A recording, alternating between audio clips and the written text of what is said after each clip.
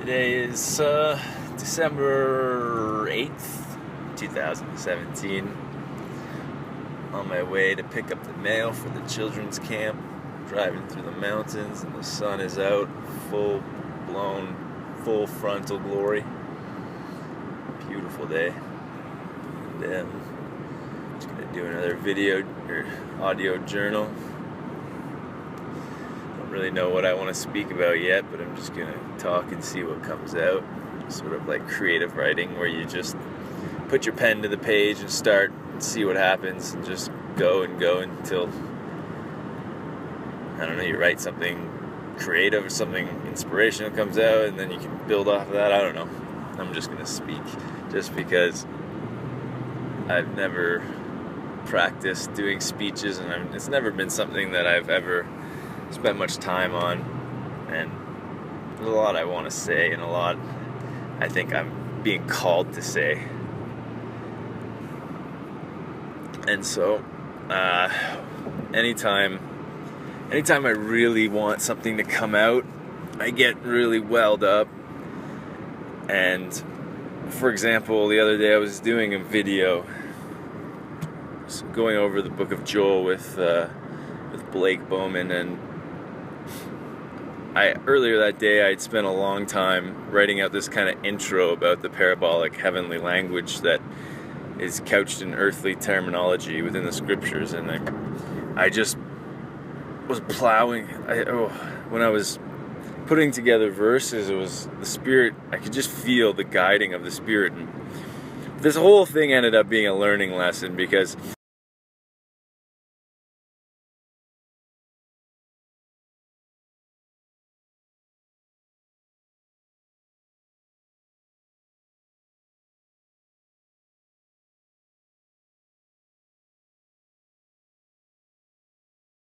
what had happened was I put together this incredible argument and this incredible line of evidence on the page. I didn't really write it out because I didn't want it to be robotic, but I kind of just put points and verses, and I had this powerful line of evidence to show that this is what the prophets were speaking about. They were speaking about this parabolic language in parables.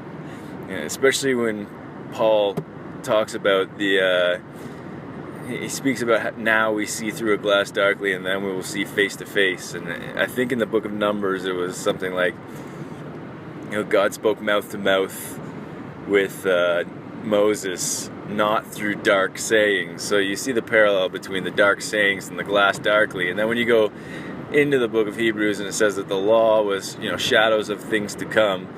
And it's also in the book of Proverbs, it says, the fear of the Lord is the beginning of understanding. And later on in that chapter, it says that, to understand a dark saying. So clearly these dark sayings are, what it is it's like the cave of, the allegory of the cave. And that when you look at, the wall all your life, you're born into that bondage. And you just see shadows casted by light, and all you see is those shadows, and then eventually you turn and see the light.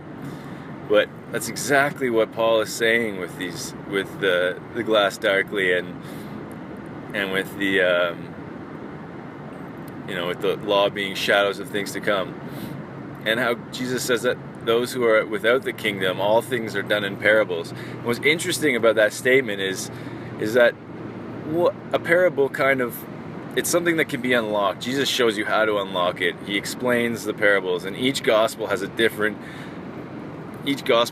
in the canon has sort of a different information. There's different information given to you on what it is that you need to do. And in one, he tells you what the seed is, and another one he explains something else. And I would have to actually put it all together.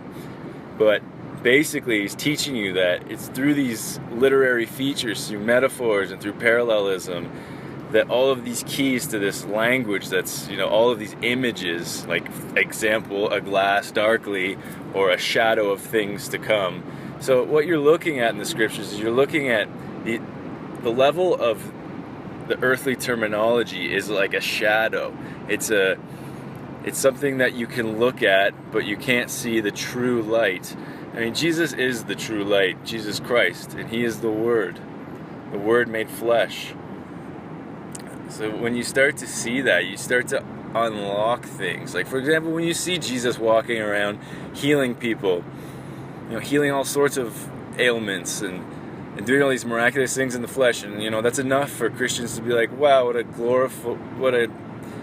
a majestic King, what an amazing God in the flesh, and that's all beautiful. But when you see that, what Jesus says is that we will do more than that. Why? Because once Christ is in us, we will do everything He did on a spiritual level. The parable of the wheat, or of the sower, is that the word is planted into the earth, the earthly terminology. We are the field, and we are the different kinds of soil, right? But that final soil, because it's always like this first that. It's always a time thing. Like, how do I say that?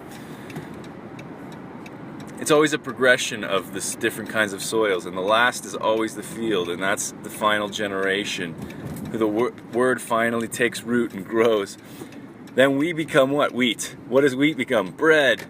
Isn't Jesus the heavenly bread? But we're supposed to be Christ in us.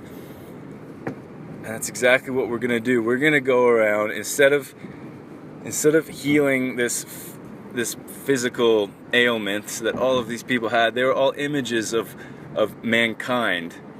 And we are going to heal their spiritual ailments. We'll open their spiritual eyes. We'll heal their spiritually withered hands so they can do the works of the Father. That's exactly what I'm talking about, is exactly this parabolic language. Jesus is the Word made flesh. The Word went around doing all these things. The Word died, was put to death by the religious leaders along with the secular leaders at the hands of the people, and the blood fell on their children. The children of the Christians, parabolically, and they've been dead for two spiritual days, and a day is as 1,000 years, and 1,000 years is as a day. That 2,000 years is up. It speaks in Hosea that after 2 days He will revive us, and on the third He will raise us up. Jesus says, I will rebuild my temple. Every brick will be torn down, and on the third day it will be built up again. He was speaking about His body in the physical sense, but what's the spiritual body of Jesus Christ? Is it not the bride, the church? That third day is always spoken about as the day of the Lord, when that day star, this light, shines in our hearts.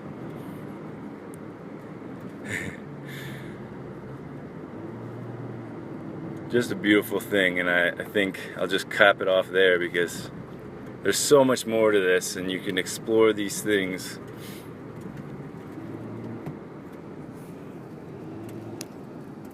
Amen.